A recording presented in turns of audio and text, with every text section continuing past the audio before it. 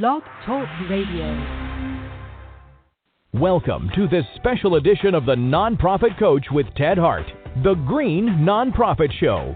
You know going green is the right thing to do for the environment and your organization, but budgets are tight and knowing how to get started can be a mystery.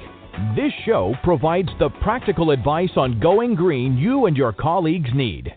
While each week the Nonprofit Coach with Ted Hart Radio Show provides advice on fundraising, board development, and social media, this special edition is all about helping you go green on a nonprofit budget.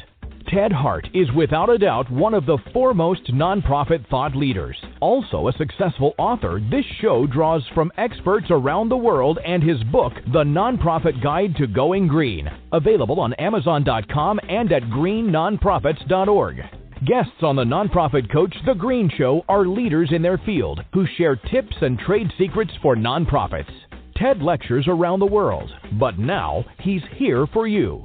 Remember, just like our weekly show, this is a live call-in show. Add your voice by calling 347-324-3080. After the show, you can find all our podcasts at tedhart.com. Just click on radio. Don't forget to dial 347-324-3080. Now, welcome the host of the Nonprofit Coach, The Green Show, Ted Hart. And welcome here to this special edition of the Nonprofit Coach. Today is The Green Show, and I'm coming to you live from the global headquarters of the Charities Aid Foundation of America, an intermediary organization helping corporations, foundations, and individuals give internationally. Here on today's show, as always, we start with page one news. As the announcer said, when we get to page two, you can call in and ask questions of our page two expert, 347-324-3080. You can also join us over in the chat room. I see some folks over there. You can type your questions there or just email me your questions at tedhart@tedhart.com. Let's get the show started.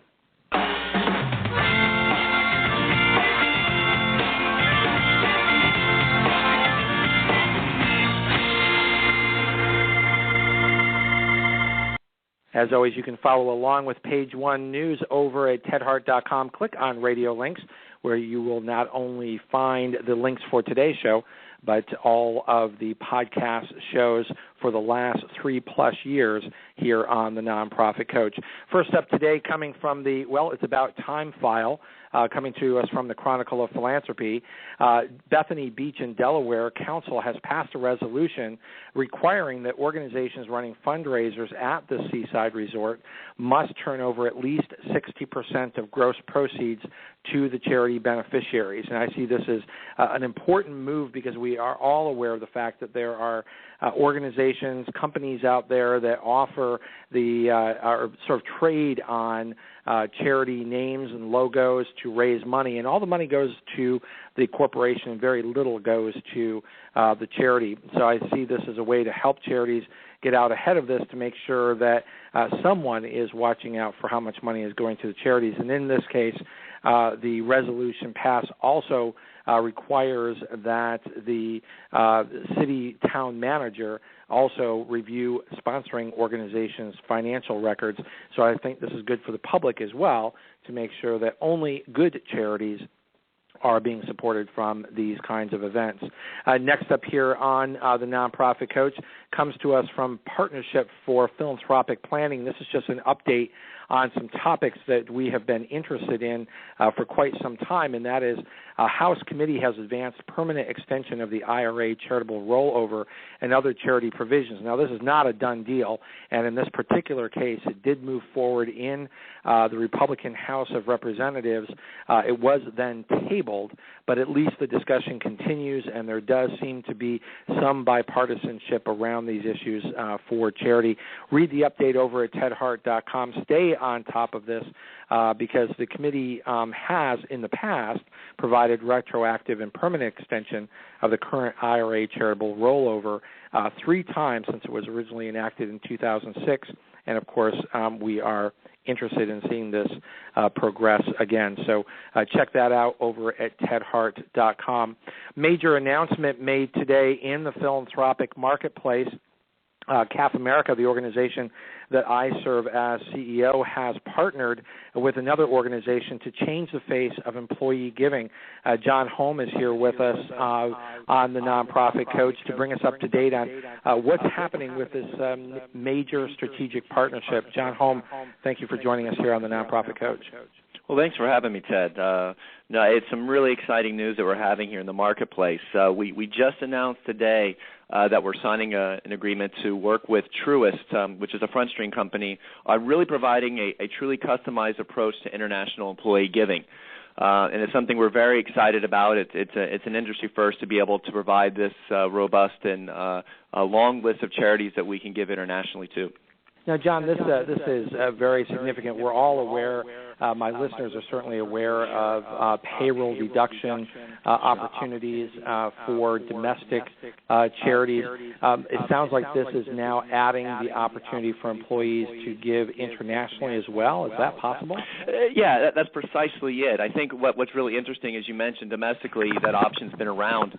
But it's very challenging with all of the rules and regulations surrounding international grant making to be able to offer a truly international approach and solution to this. And by partnering with Truist now, we've kind of unlocked that key or that door, if you will, to be able to grant internationally with all the protocols followed and following all the formats. So it's something that's truly unique in the marketplace, and we're very excited to be a part of it. Now, John, others in the past have made announcements that sounded similarly interesting, but when you looked under the hood, there were very few charities that actually could be granted to through that kind of partnership. What's different about this announcement? Well, you're hearing me chuckle a little bit, Ted, and that's because that's true. Always under the hood. I think what's really unique about this is, we have over 180,000 charities, and by the way, we expect that list to go up with the announcement of this collaboration. But what's unique about this is that our industry-leading risk mitigation due diligence is behind that hood. It's our engine, yeah? That's what differentiates us. Essentially, we're risk mitigators. And one thing that's really unique with our relationship, of course, being part of the CAF Global Alliance, which spans 6 continents, 8 different offices, is that our ability to really go undercover and really localize and find out what really is going on in those charities. And so if you go through CAF America, rest assured you're going to be in a good place. And that's what's really unique in the marketplace. John Holm, thank you so much for joining us today on the announcement of this first of its kind, largest global partnership for the announcement of online employee giving, now available for domestic and international charities in the United States. Appreciate you joining me here on the Nonprofit Coach. Thanks for having me, Ted. Everyone, you can listen to or read all about this announcement over at tedhart.com. Full details on that available. There will also be a special edition of the CAF America Radio Show this Friday at 12 noon Eastern, and that will go into more detail, again, looking under the hood and learning more about this important partnership for the philanthropic space. Next up here on the Nonprofit Coach is an announcement from the California Assembly, who has voted unanimously to approve legislation last week that would authorize regulators to use the registration fees paid by nonprofits and professional fundraisers in California to crack down on charities that spend little of their money on their mission. The fact that this was 76-0 certainly says that the state Senate in California is very serious about protecting donors. Here on the Nonprofit Coach and all of our listeners certainly agree with that, and making sure that we're cracking down on the unscrupulous allows those of us who are doing a good job in protecting donors on our own right are able to succeed in the marketplace. So please read all about that over in the radio links today at tedhart.com. Next up here is a good friend of ours of the show. Linda Lysakowski is back with us. Partnership with Charity Channel Press is an important addition here to the Nonprofit Coach. Linda, thank you for joining us here. Oh, thank you, Ted. I'm glad to be here. Great to have you back. Now, the book series at Charity Channel Press continues to grow. Tell us about the growth of this series, and then you're actually, once we get to page 2, you're going to make the announcement of our important guest today. Yes, well, I wanted to tell you a little bit about the In the Trenches books, which are part of Charity Channel Press, and many of your listeners are probably very familiar with Charity Channel because it's the oldest online community of nonprofit professionals in the world, I believe. Started in 1992, And we're really pleased about these In the Trenches book series because they're written for practitioners by practitioners. And so many times, busy nonprofit professionals just need something they can pick up and read quickly. It's not very esoteric, and it just gets right to the point of how you deal with these issues when you are in the trenches. So the book that we're going to be talking about today, Sarah Sutton's book on the Green Nonprofit, I think is a perfect example of that because it's written very much practical advice in mind, and I love this series of books, and you'll be hearing from many of our authors throughout this year that are going to talk about various books. But I particularly like this one because I think it's so practical. And talking about going green, I know this is a big issue of yours, Ted, that you've been on this bandwagon for many, many years. And sometimes nonprofits don't realize how important it is that they go green for several reasons. First of all, I think it puts a little bit more green back into their own bank account. That helps. But funders also, as you can probably advise us too, Ted, is that funders are looking at the environmental sustainability, and a lot of funders are saying, is this nonprofit worthy of support? Is it doing what it can do to protect the environment? So that's why I think this topic today is really an important one. Yeah, I think it's an extremely important topic. As you know, a couple of years ago, I co-authored the book, The Nonprofit Guide to Going Green, and in starting the Green Nonprofits movement at greennonprofits.org, certainly we wanted to spearhead exactly this kind of effort, the writing of this book, the involvement of Sarah Sutton in such an important topic, because the nonprofit sector in the United States, although it is nonprofit, often people forget to understand the significance and the weight and the size of the nonprofit sector collectively. And while each nonprofit may struggle with their budget and each nonprofit may feel that they may be very small and they might feel insignificant to their ability to affect the environment, collectively as an industry, we're convinced that nonprofits coming together, making a difference and changing their everyday activities can add up to a significant impact on our environment. Absolutely. And I know when I read this book, even though I'm not a nonprofit, I sat and thought about, small businesses could take advantage of this as well as the nonprofit sector, because I looked around and thought, gosh, there's little things that you can do that don't take much time, not very much of an investment, but it's going to assure that we're here and our world is here and our grandchildren and great-grandchildren and many generations to come are going to benefit from what we do today. It certainly is, and I find it always interesting, that you mention environment, and some people want to make it very political, but we all live on this planet. It's the only one that we have, and whether you agree with one scientist or another scientist is certainly, I think, should bring us together to understand that having a clean environment, conserving our resources is a good idea, regardless of where you come down on what some people might consider to be, a very political topic. I don't find it political at all, because certainly just living with clean air and clean water are good for us, regardless of what your political stripes might be. But we've got a very important guest today, so I think what we'll do is go ahead and flip the page here, get over to page 2, and Linda, let you make the introduction. So we'll be right back.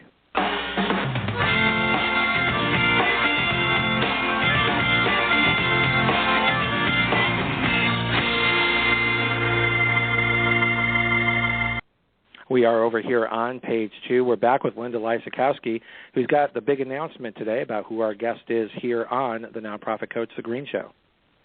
Yes, thanks so much, Ted. And I'm really excited to announce Sarah. Sarah Sutton is a LEED-accredited professional by the United States Green Building Council, and she's a museum professional with 31 years' experience working with zoos, aquariums, historical societies, art museums, parks.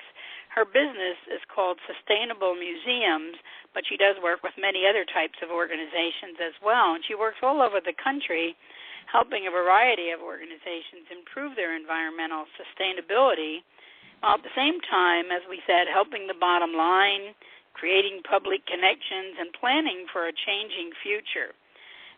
Sarah was a founding member and co-chair of the American Alliance of Museums Professional Interest Committee called Pick Green. and she was an instigator for the Alliance's Summit on Standards of Environmental Sustainability in Museums in 2013. She speaks frequently at webinars and conferences on environmental sustainability and institutional change. Now, many people in your audience may know her as Sarah Brophy, so I want to make sure that we all understand who we're talking about here. Sarah Brophy is the same, one and the same as Sarah Sutton, and many know her for her decades of work researching and writing grant proposals, which is how she came to be such an avid supporter of this environmental sustainability section. You may recall that she wrote, "Are you grant ready? How to tell your organization is ready to successfully attract grants." She's also the co-author of 2 editions of The Green Museum, a primer for environmental practice. And, of course, the book that I'm really excited about is her Charity Channel Press book called The Green Nonprofit, The First 52 Weeks of Your Green Journey. And what I really love about this book is that it takes a project which might seem intimidating to a lot of people, and it breaks it down into doing 1 or 2 small things every week. And by the end of the year, you will be a green nonprofit. So I'm really excited to introduce Sarah Sutton. So take it away. Yeah, Sarah, welcome. And Linda, thank you so much for your introduction today. Sarah, I love the subtitle of this book, so I was wondering if you might start there. Linda had sort of indicated that there's significance in that subtitle of the first 52 weeks of your green journey. I thought that was quite an interesting way to position this book. So, Sarah Sutton, welcome here to the Nonprofit Coach, The Green Show. Hello, Ted, and thank you. And thanks to Linda and Steve from Charity Channel for facilitating the book process. And they get a lot of credit for that 52-week approach. One of the other books that Well, they do know what they're doing over there at Charity Channel Press. Yes, they do. I'd seen one title that had 50 activities for fundraising. And I thought about how so many folks that I work with just felt like they couldn't get started or it was too much to take on. And it seemed to me that, one step at a time really is how everyone starts, and that 52 steps across a year, not a big hurry, but a steady format for progress, might be a way to give them a path into something that often seems complex and overwhelming, but really involves mentioned that as basics. well, that this can seem overwhelming to some people, and I did wonder if that's part of the reason that you wrote this book, is to make it digestible. Exactly, because even if you don't want to take on all 52 weeks right now, or the thought of it is too much, you can choose 1 week and start there and feel good about it and learn something, and then find another week activity to try. So I suppose this could actually be a 2 or 3 year process if you felt like you were stretched, but you can do something every couple of weeks if you really felt like your staff was too small or you just really couldn't make the commitment. Right. And I find, well, and probably all of us do that work with nonprofits, that our clients or our students or whomever the public is that we're working with, you have to start where they are in their understanding, their energy, and their interest, and work from there in order to build commitment to your organization or to the work that you do. Sometimes it is just a matter of getting started, isn't it? It truly is. And sometimes some of us have to start all by ourselves because there isn't institutional support. And maybe the person sitting by his or herself in her office trying to figure out how to start a recycling program might find a way in here to start at their own desk and encourage others just by example. Well, let's talk a little bit about the value of being a champion and having a champion to be able to get a program like this underway. A champion is critical, and every once in a while somebody who's looking around for a champion discovers that they're actually the one. Anybody can be the champion. It requires getting started, and you'd be surprised by how many people notice your behaviors and then copy them. So if you bring in your lunch in a bag, in a reusable bag, you always have a reusable mug, you always have a reusable bottle. People will notice that, and little by little they will either copy you or ask you why you do it. Maybe they'll just make a joke about how you always do that. It's an opportunity for you to explain why you do it and to help them pick up the process and do it with you. Well, it sounds like you just gave us a few of the tips and an approach here. Can you walk us through sort of how you do get started, and is it more successful just to sort of be a self-declared champion, or do you try to get institutional buy-in? I think the answer to that question, and probably to others that if they're callers they might ask, will start off with it depends. And because green is such a local issue, it depends upon the geography, the culture, the community you're in, the building you're in, the work that you do.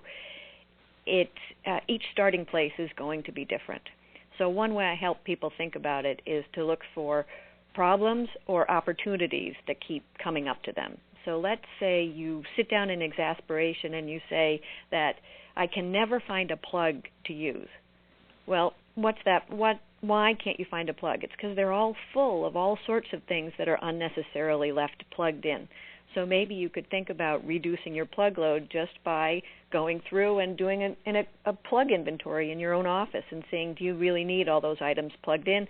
Maybe some can come off, and then when you need it, you can plug it in. Right. So, again, this is sounding awfully practical. It's sounding like this is not a heavy lift. What generally gets in the way of success? I think it can often be just fear of risk of making a mistake, making a wrong choice, or fearing that you won't make enough of a difference, that it doesn't matter if I just unplug my phone charger every night. But as we said before, it does make a difference. By example, if you reduce your impact, you're at least reducing your impact, and you're giving an example for others to do it. But oftentimes the real issue is risk. People don't know how to make the best choice. If they're thinking grand like energy, do I want wind energy or do I want solar energy? Well, maybe that's not the question to be asking at the time, and you need to step back a little bit and find out what your energy uses are, what your energy needs are. You need to do the basic research all of us as nonprofits know how to do about what's important to my organization and what are the things I need to make sure happen. That will tell you where to start with your green changes. What is mission specific for you is the place to start looking, and that's how you'll narrow your risk in that area. And then always get good help. So do you find that people start feeling overwhelmed by the questions themselves? Absolutely, and I certainly do when I'm tackling a problem like that. No one is particularly gifted and talented at being environmentally sustainable. No one's all green. No one goes green all at once. It takes time. And so usually if you can find something that matters to you most, either you're most interested in or it most affects your organization, that's the best place to start, because the resources of time, money, and human effort to make that change are going to be most appropriately spent on your mission-specific issues. There certainly are many shades of green, and I find that sometimes people get almost too concerned about, am I what I might consider to be maybe sort of crunchy green, or do I open myself up to criticism that, I'm trying my best, I'm trying to be more green, but do people start looking at me and say, well, you're not green enough? Exactly. I think the public has an assumption that you're either green or you're not. That if you're only partway green, then perhaps you haven't put enough effort into it, or that perhaps you're practicing greenwashing. You're making yourself seem greener than you really are. Explain that, because that is a big concern. So explain what is greenwashing.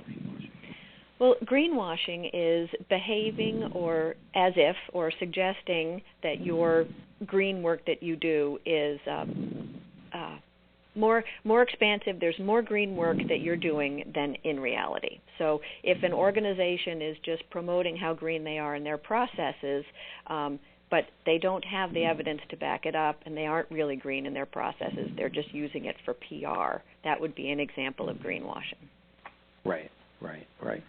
So someone gets started, and the producer of the show told me that you are familiar with the book, The Nonprofit Guide to Going Green, and of course, today we're talking about the Green Nonprofit, the first 52 weeks of your green journey, which we do have a link directly to the book in the radio links today at tedhart.com.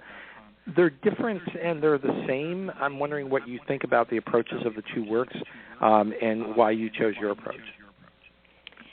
I think we need both, and yours was already out there rocking and rolling, and I really liked your checklist at the back, your checklist approach to becoming certified as a green nonprofit, and I think that's a really valuable tool.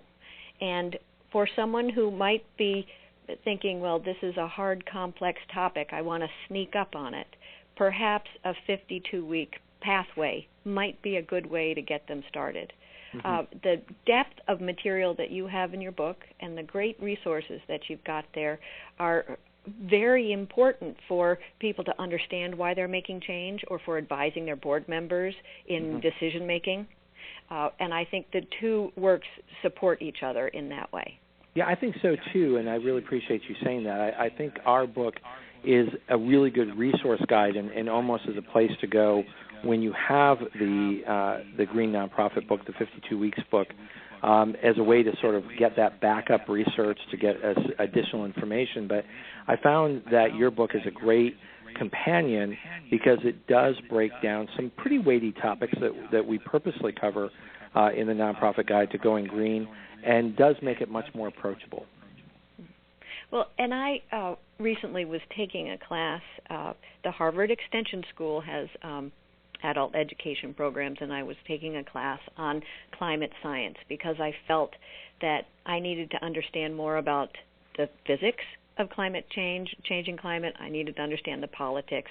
And in the process, as students, we were all discovering that there's sort of a scientific approach, and there's a group, the scientists, who want to know all of the data behind the physics of a changing climate. And there are other folks who aren't prepared to take it to that level yet. And as I said earlier, we have to meet our clients, our students, our community where they are, and then bring them forward into a greener world. Both these books give us a way of doing that. Right. Combining the two together. Now, some nonprofits are making real strides in changing their institutions. Some are changing those around them, and others are changing themselves and the world around them. So it's, again, just like there's a wide spectrum in various shades of being green. Certainly, lots of organizations have taken different paths. I wanted to ask you about Dumbarton House, the headquarters and museum of the National Society for the Colonial Dames of America, and that story regarding the approach that they're taking. Well, Dumbarton House is a historic property located in the Georgetown area of Washington, D.C. Just for clarification, it's not the same as Dumbarton Oaks, which is nearby, but a different property. Dumbarton House is an urban historic preservation site and a history museum, and I was working with them as a grant writer, and in the process they came to develop a growing green ethic because they have 40-plus properties all across the country, and they wanted to pilot green projects here at Dumbarton House, which they could then share across the Dames community in other historic preservation. So they have designated that one of their staff members is the sustainability officer, and she has helped leading by example, starting with energy reduction and then graduating to purchasing all wind-supported energy. They've changed all of their mailing and long-distance purchases systems so that they are reusing as many materials as they can, and they're not purchasing as much as they would have in the past. And they've created a strategic sustainability statement that guides the whole institution's thinking about how to progress towards green. You also have a terrific example, and we're all very much aware of the trials of the city of Detroit. But there's good news to be had at the Detroit Zoo. Absolutely. They began their greening work a good long time ago, and as an example of the folks who wanted to make sure they got the story right before they were sharing it with the world, they started all of their in-house work with a green team and then progressed to hiring a full-time sustainability officer and working throughout the zoo to identify the high-impact areas to be more environmentally sustainable and the ways in which they can educate the public and spread the word. One of the most exciting examples is the decision to not sell bottled water on site, single-use bottled water. And of course, that's done at so many zoos. What has that one change meant to the Detroit Zoo? Well, it meant that they were able to cut the use of single-use bottles by more than a third. They have a 3-year timeline for rolling it out, but basically 47,000 water bottles were not purchased, used, and thrown away in their first year of making this change. And the reason it worked so well was a two-pronged approach. They educated the staff and the public about the change they were making, and they provided a change in infrastructure because, as you can imagine, in Detroit in the summertime, if you have a high visitation day and everybody's hot and thirsty with no access to a beverage, that's actually a health and safety issue. And so they've installed water bottle filling stations so that folks can bring their own bottles or purchase a zoo, American-made, PBA-free zoo bottle and reload their own water right there. And so that adds to the affinity to the zoo, which is good news for the zoo, but also allows them to be green at the same time. So I think it was Linda that had mentioned in your introduction that oftentimes going in this direction can positively affect the bottom line.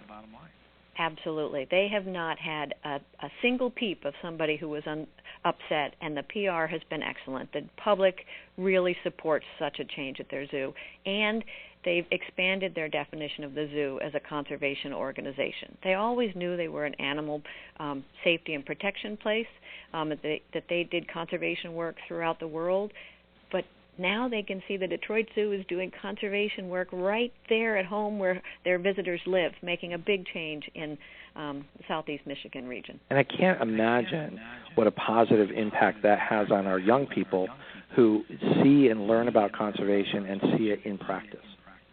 Absolutely. Well, we all know the stories of how it's the children who get the parents to recycle because the kids learn the recycling at school. That can be the same thing at all the rest of the nonprofits, just not just at school, but at the zoo or an aquarium, in their after-school program, in their play group. It's an excellent way to reach a broad part of the public. Now, we have a strict policy here at the Nonprofit Coach Radio Show that this is not a political show, that we don't take on political topics.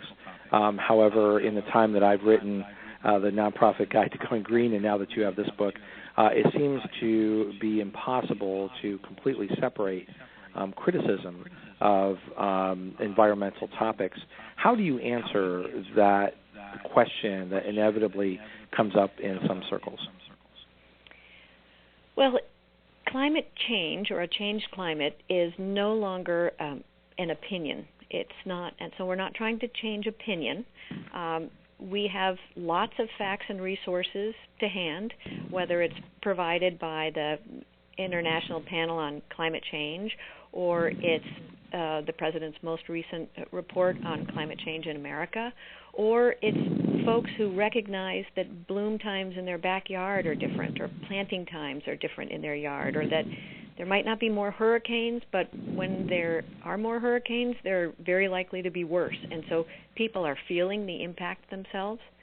So I have found that I run into fewer and fewer questions because people are understanding that it's a change that affects them. It's really hard to believe something that is so far in the future in some ways for serious climate change, and it's hard to understand something that seems to primarily happen in the news to someone else. But when people start to see climate change or change in resource availability in their own lives, that's when they start to understand it. So whenever I'm working with someone, talking with someone, we talk about what's their local experience and what changes have they seen, and then I connect that to change in the world. Well, I think that's a good way to answer. Talk to us a little bit about the National Trust for Historic Preservation.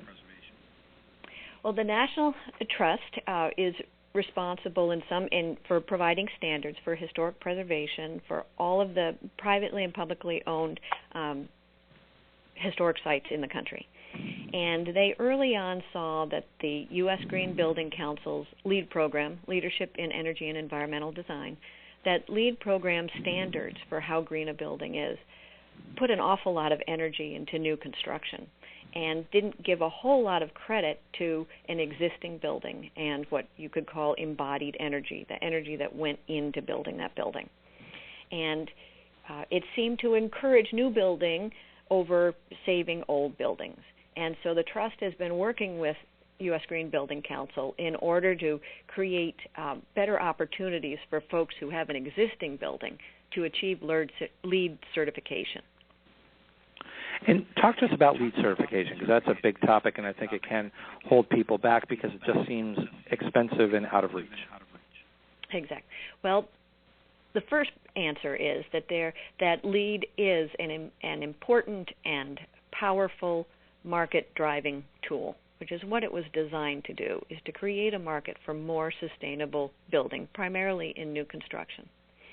And the success of the program has spawned a number of other certification programs, sometimes in response because LEED is complex and the paperwork and the engineering and certification work can have a significant bill attached to it. So some other systems were developed sort of either in parallel or in contrast. And I took the training. I'm an accredited professional for working with the LEED system for existing buildings, and I see tremendous value in a checklist with practical instruction on how a person can make change, but then depth of information that helps you understand why that change is important. And the LEED guidebooks provide that. No one is requiring us necessarily to be a LEED building unless that's something that your particular community has enacted as a law, your state has enacted as a standard. And there are different levels.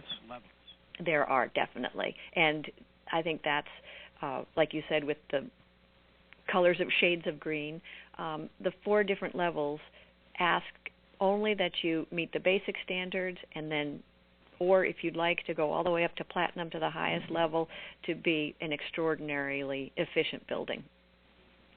But and you that get can to be choose. Quite expensive. Well, that's a yes and no answer. It depends upon the building you're in.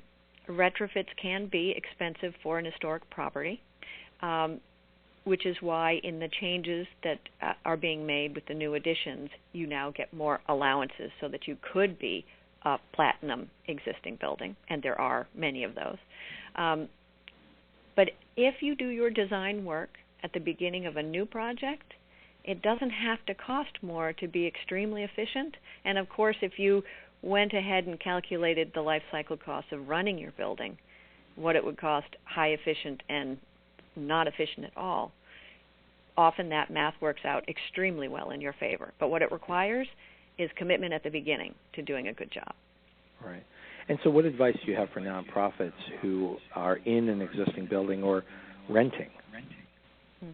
Well, if you're renting, the best thing to do is to figure out what changes you can make in the space that you are operating in your, they call it occupant behavior. If we change the way we do things, how many things we plug in, how often the lights are turned on, how high or low the temperature is. There are occupant changes you can make as an institution, as an organization. But you can also speak with your landowner and help them understand what changes for the whole property might mean for them in their return.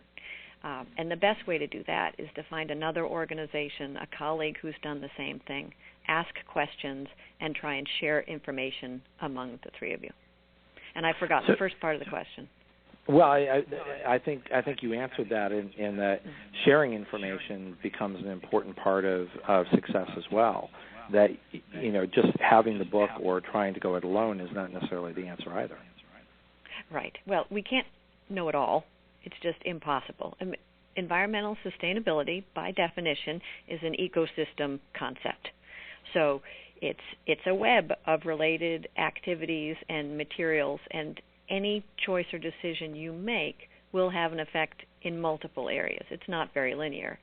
And that's part of the risk issue. We can't anticipate all of those. And so one way to reduce the risk for unanticipated consequences is to talk with other folks who either know more about the subject you're interested in or have gone through the process before you. And believe me, they will shortcut this for you so quickly, it'll make a huge difference. And it will encourage you that others have done it and you can do it too. It builds your network. Speaking of learning and sharing, we're going to take a quick break. When we come back, I'd like you to talk to us about the Center for Sustainable Landscapes and what significance that has to this movement. We'll be right back with Sarah Sutton.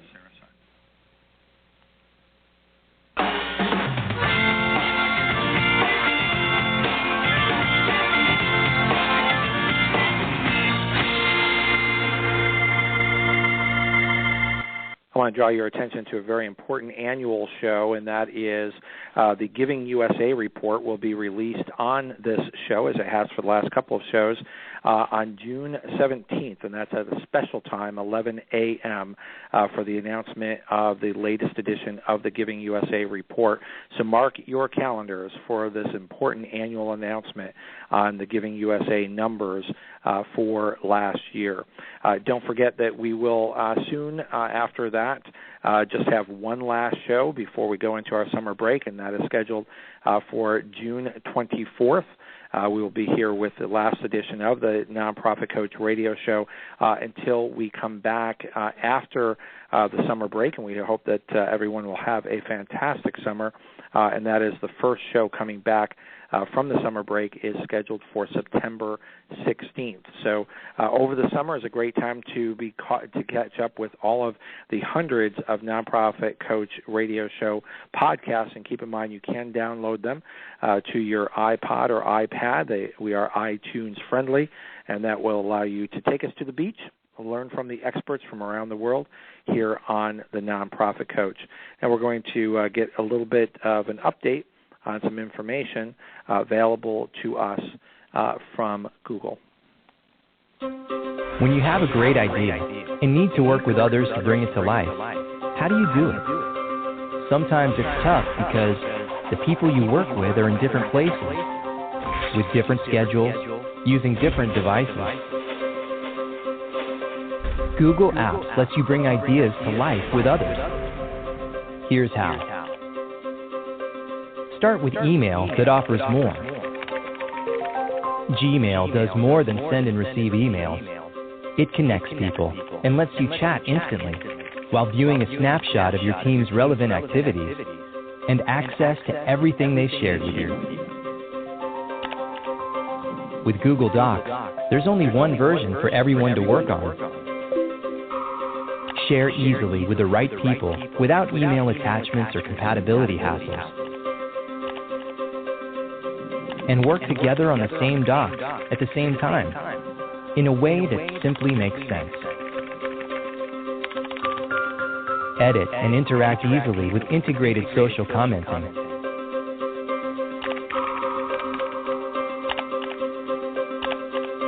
Google Calendar makes it easy to share schedules and find times to meet, and schedule or update meetings with a few clicks.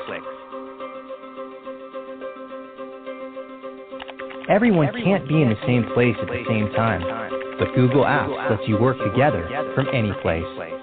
With multi-way video chat, you'll feel like you're all in the same room.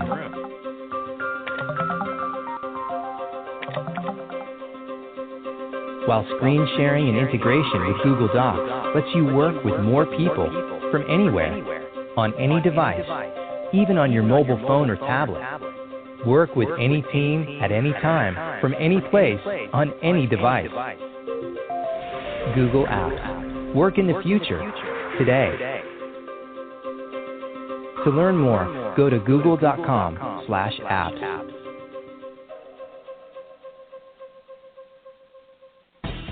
Remember, our podcasts and archives are always available 24 hours a day at tedhart.com. Click on Radio Link. If you're listening live today, the phone lines are open. Call in and ask a question by dialing 347-324-3080. Now, back to the Nonprofit Coach with Ted Hart. And we're back here live with Sarah Sutton. Sarah, welcome back here on the Nonprofit Coach as we come down to the final 15 minutes of the show.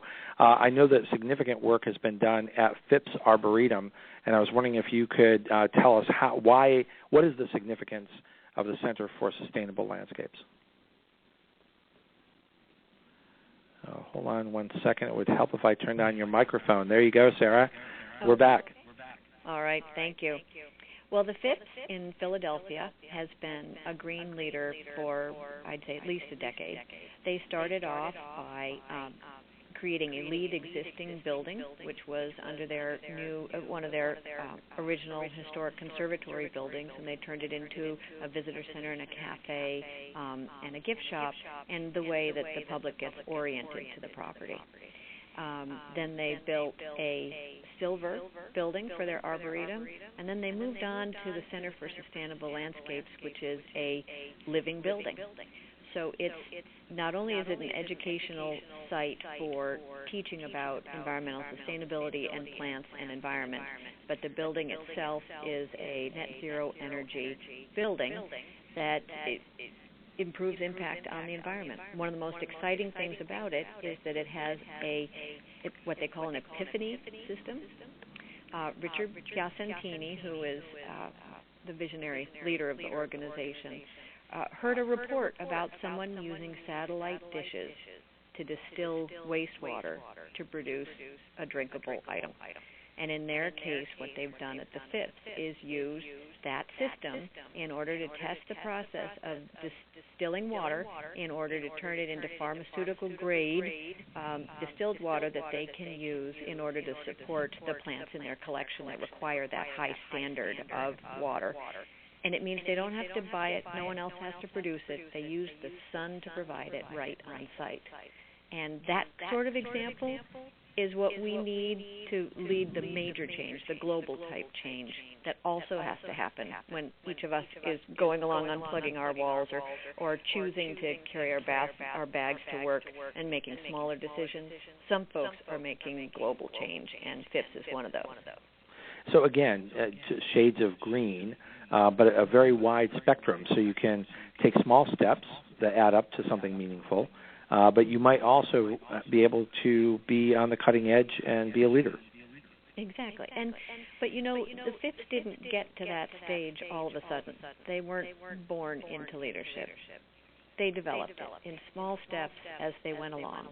And what's so wonderful about all the staff at the Phipps is they understand that is present in all of us, that we all need to start someplace, and they're there in order to help people go as far as they can with their green work, personally or in organizations. Now, it would seem to me that an organization like that needs to have a staff of true believers. So does that become part of the hiring process? I can't answer from personal experience, but I would say that it has to come from it has to be part of the hiring process. But remember that some of the folks are already there from before green was a fad, which means those folks need to be brought along. And in their particular case, that has happened because all of the staff who are already green share that and encourage it with others, and the leadership reinforces it. So if they have they buy a share in the CSA, Community Supported Agriculture, and each week they raffle it off to 2 team members who share that provision of vegetables for the week. And that's a way to encourage folks to eat healthy and to understand eating healthy back at home, so all of the staff members can take it back home and practice green work and learn more about it. The whole staff there is always learning. In the final few moments that we have here, I was wondering if you could outline sort of a step-by-step process that all my listeners might consider as they're starting their own journey, and then, of course, make sure that everybody knows how to reach you. All right. Well, the first thing I do is tell folks that you're interested in doing good green work. And you can either start by week 1 of the book and create a green bulletin board and then encourage people to join your green team, or you can jump right into later on and ask for permission in order to do an audit of your building, an energy audit or a waste audit of your building in order to find out where there are opportunities to make change. And then pick an area. Don't take on your whole institution. Pick an area of water or energy or materials or food and pilot your projects and expand them as you learn more about this. You won't do it perfectly as you get started. You won't even do it perfectly partway through your journey, but you will get better and better as you go. And it's taking that first step on the journey that I think is critical. And you give 52 weeks of ideas. Yep, I have 52 weeks of ideas. You can ban bottled water. You can stop using styrofoam. You can help your colleagues print on both sides of a piece of paper.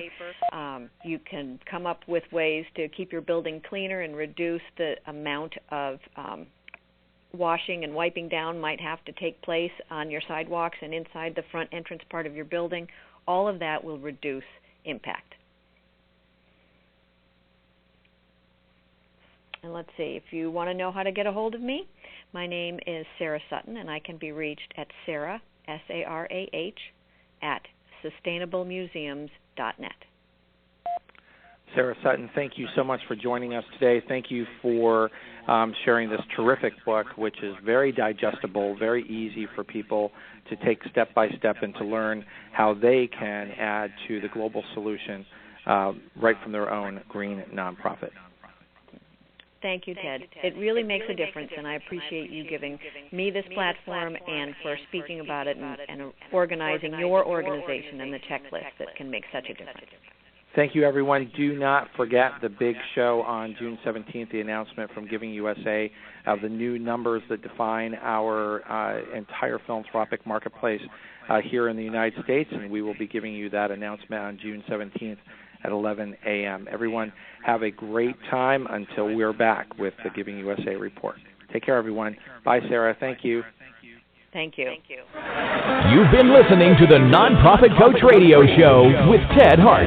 Tell all your friends to check out our production schedule and download our iPod and iPad-friendly podcast at tedhart.com. Thanks for listening to the Nonprofit Coach.